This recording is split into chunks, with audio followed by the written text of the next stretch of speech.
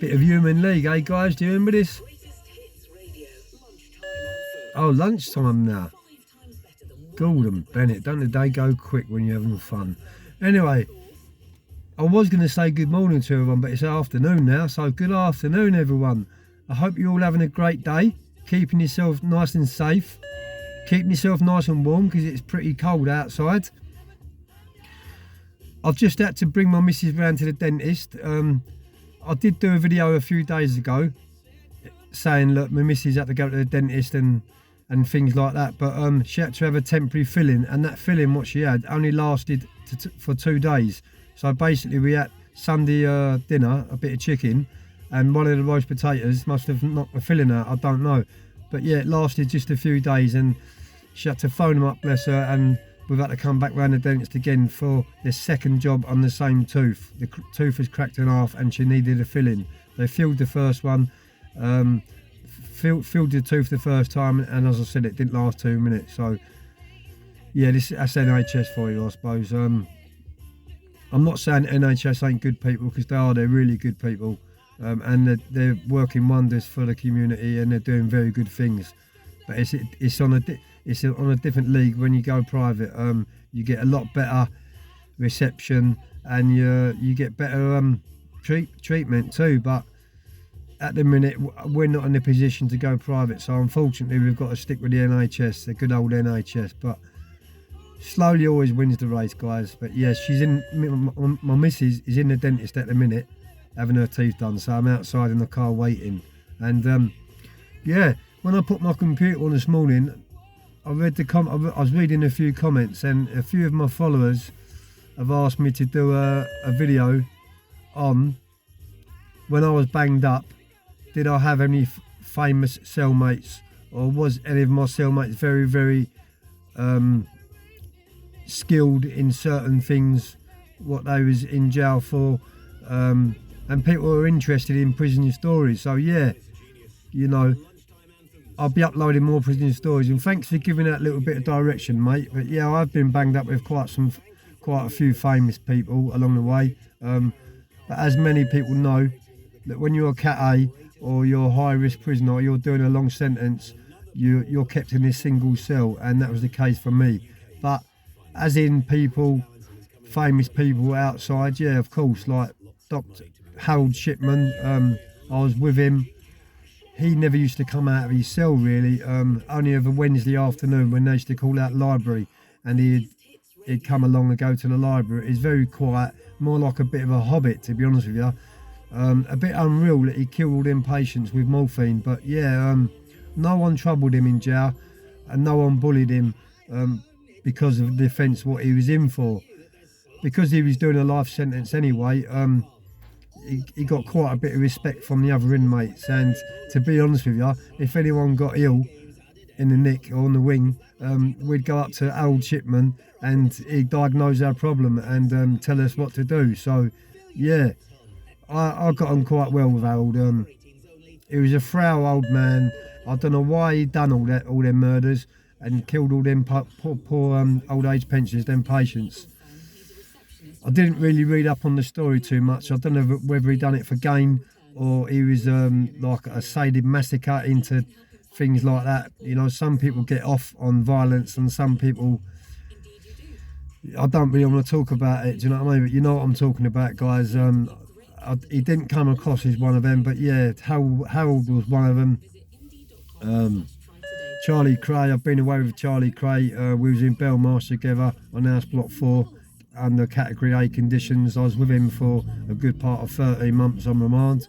He was on remand and he was waiting to go to court for the conspiracy to supply Class A, which he got completely fitted up with. And they said that they found, I think, a fingerprint or a piece of DNA on the parcel, which was a load of crap.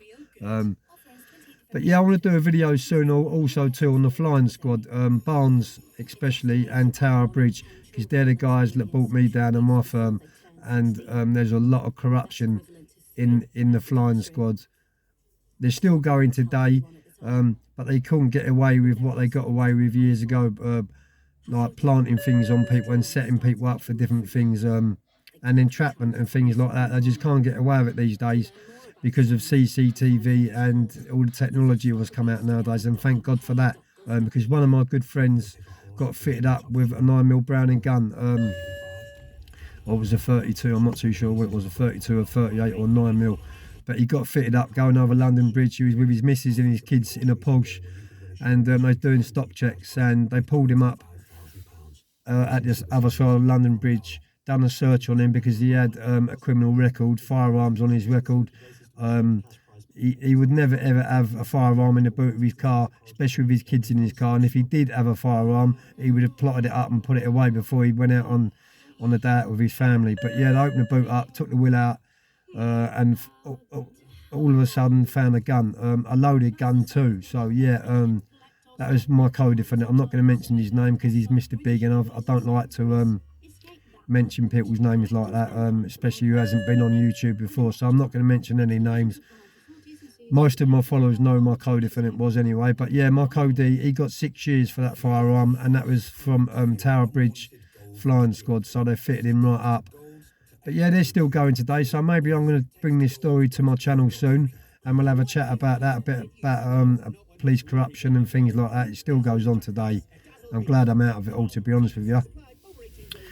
But yeah, I've got a few bits to be getting on with today and over the next coming days. As many of you know, I've got Emma coming onto my channel, telling her story, and it's one of them stories where it's going to keep you right on the edge of your chair. It's like an emotional roller coaster. It'll make you laugh and it'll make you cry. I'm going to be sharing quite a bit about my backstory too.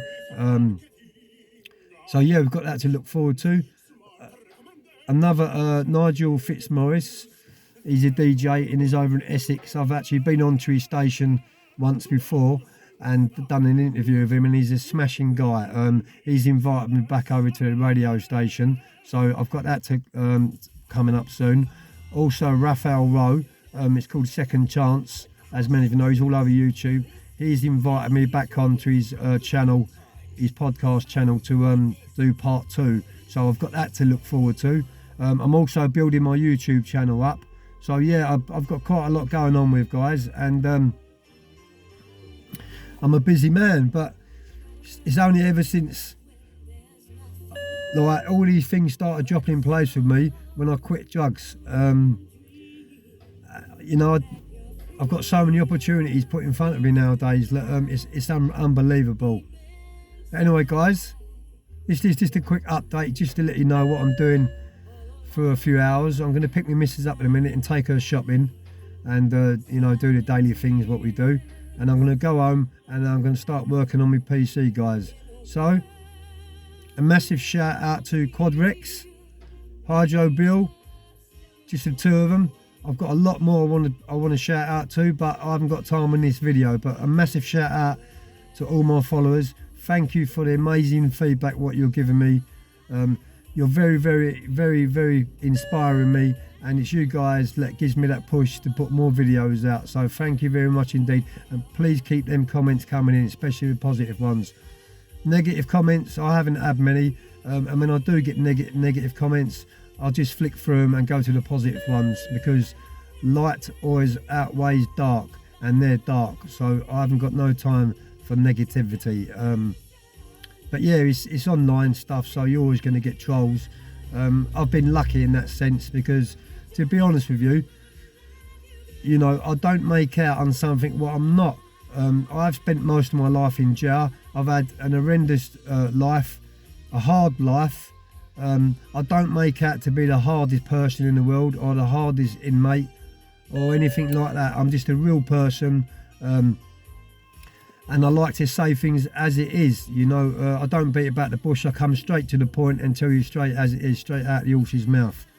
I don't like going around the houses doing things like that. So yeah,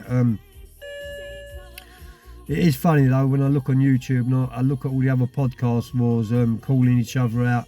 I've even seen a few YouTubers what I've now like think they're professional boxers, and they're actually calling people out for a fight. Well, you know, I'm not in it for that. You know, if someone done that to me, I would say no proudly, because I'm not on YouTube to accept fights at near on 54 years of age. And to be honest with you, you know, the truth behind the matter is, if you want to be a boxer, many boxers start at the age of 12 or 13 years of age, and they go in it for the right reasons, to keep them off the streets, to give them motivation, and to give them something to look forward to. But these guys what are coming out of jail, so I'm just looking out for my missus. These guys what are coming out of jail and like thinking they're boxers in their late 30s or even like, you know, that age, I think they're confused.com, and they're just trying to do this to get a platform to for gain and things like that. But yeah, what do you lot think in all these podcast wars and people calling each other out and who wants to be number one and who wants to be the best and who's got this and who's got that? I'm just so glad I'm not into none of that crap, because that ain't me. That just ain't me. I ain't that type of a person. I'm a real person, as I keep saying, man. But yeah, let me know in the comments what you think about this, guys, about this video what I'm putting out, and you know, things like that, because it is crazy. It is absolutely crazy, these podcast wars. And you know, people are calling each other out and meeting up and getting severely hurt. The thing is, what you got to realise is, with YouTube, it's not the real world. It's broken away from reality. So you can say anything you want to say on YouTube about anyone, and people will half believe you because it's YouTube. But in reality, you probably wouldn't even like whisper a thing in that person's ear hole. Do you know what I mean? Because you'd get a smack round the head. But yeah, this online stuff does give people confidence to upload stuff what they wouldn't upload in normal life. So what I try to do, I only upload stuff on my YouTube channel. I'm fucking spitting. I only upload stuff on my YouTube channel what I'm really all about in real life. Do you know what I mean, guys? But yeah, I'm in a great mood today, guys, and I'm going to leave this video here. But I'll be uploading more content this afternoon. So I'm going to go home, finish one of the projects what I'm doing, and upload some more content.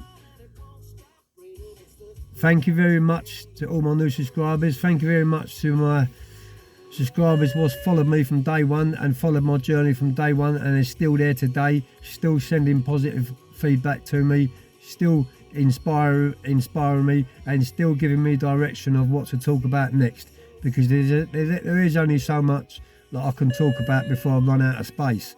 But for some reason, I've led such a crazy, mad life. Fucking spitting everyone, I need a drink. For some reason, I've led such a crazy, mad life that I've got so many stories to tell you guys. Anyway, guys, I'm mumbling on now, but I'm just going to upload this video. So stay safe, take care, be lucky, peace.